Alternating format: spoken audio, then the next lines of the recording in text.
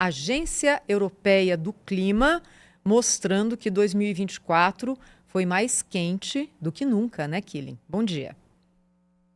É verdade, Thaís. Bom dia a você, Macalossi, Sabina e a todos que nos acompanham. São Bom dia. dados da Agência Europeia para o Clima, né, Copérnicos, afirmando que o ano passado teve a média mais quente já registrada, e esses dados começaram a ser coletados em 1850, 15 graus,1 Celsius, superando 2023.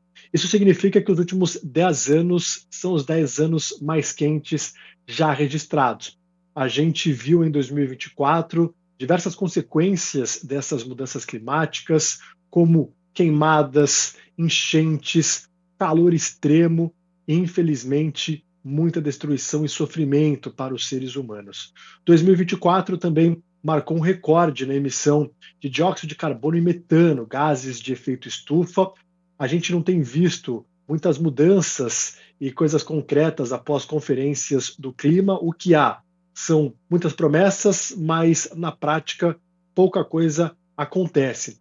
Vale destacar que as principais economias do mundo são as que mais poluem. E existem muitas pessoas que dependem ainda, por exemplo, do carvão para se aquecer. A Índia, o país mais populoso do mundo, 40% da população depende do carvão. A China e as mudanças globais, para você conseguir reverter isso só tendo um esforço conjunto de todo o mundo. Não adianta uma nação ou um continente fazer algo se todo o planeta não está engajado. É claro que dependemos muito ainda do petróleo, da energia que não é considerada limpa, mas uma transição não está acontecendo na velocidade com que os especialistas afirmam. Ainda segundo a Agência Europeia para o Clima, a gente teve 13 meses consecutivos em que foi o mês mais quente já registrado. Então, portanto, janeiro de 2024 foi o janeiro mais quente registrado. Fevereiro de 2024 foi o fevereiro mais quente já registrado, e assim sucessivamente. E um especialista afirmou que é muito provável que 2024 entre como um dos anos mais frios daqui para frente, para o resto das nossas vidas, porque a tendência, infelizmente, é de mais aquecimento global. Superamos em 2024 aquela meta do Acordo Climático de Paris de 1,5 graus Celsius acima dos níveis pré-industriais. O que isso não significa que não há reversão. Há reversão ainda, porque a gente só vai de fato, né, quebrar o Acordo de Paris se forem vários anos em que você supera 1,5 graus. Ainda há esperança e tempo para reverter essa situação, mas as coisas precisam caminhar. Esse é o Felipe Killing, direto Killing, de Londres. agora é Oi, importante a gente Macalossi. destacar que o mundo nunca esteve tão dividido em termos políticos como nesses últimos 3. Quer dizer, aquela unidade, aquele consenso construído no pós-guerra, ele se desfez. A ideia do multilateralismo acabou sendo dissuadida novamente por esferas de influência global. No caso aqui, bem nítido, que uma é das potências ocidentais, a outra do eixo asiático, composto pela China e pela Rússia. E nessa nova, entre aspas, Guerra Fria, me parece que a última das preocupações é a questão ambiental. Exatamente, a gente vê um mundo bastante dividido num assunto em que é preciso uma união de todos. Então a gente tem as principais economias como as mais poluidoras, né? Você tem China e Estados Unidos poluindo bastante, a gente tem grande parte da população mundial que ainda depende do carvão para se aquecer, e a gente vê conferências do clima em que as coisas não geram resultados práticos. A gente tem esse ano a COP30 no Brasil. O Brasil é um país muito importante nesse debate, vai contar com a presença de diversos líderes mundiais, só que a gente tem visto as consequências no dia a dia, né? Aí no Rio Grande do Sul, a gente viu as enchentes, em Valência, na Espanha, a gente tem acompanhado o que está acontecendo em Los Angeles, nos Estados Unidos.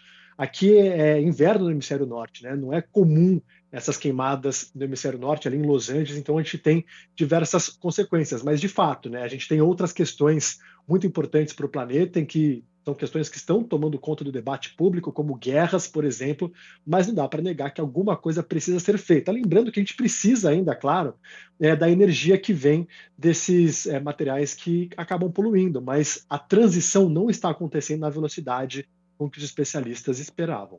O Killing, por falar em mundo dividido, verdade ou fake que Donald Trump e Vladimir Putin vão se encontrar?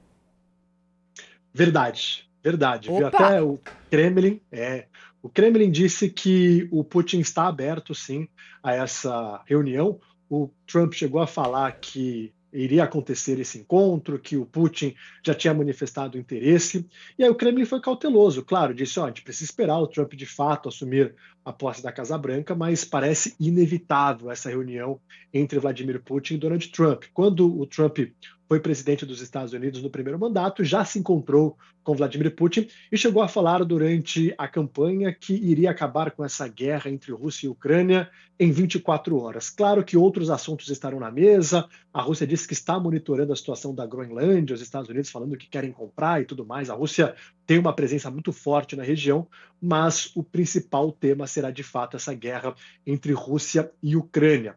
O Donald Trump já chegou a sinalizar que os Estados Unidos podem parar de enviar ajuda militar à Ucrânia se o governo de Kiev não sentar na mesa para negociar.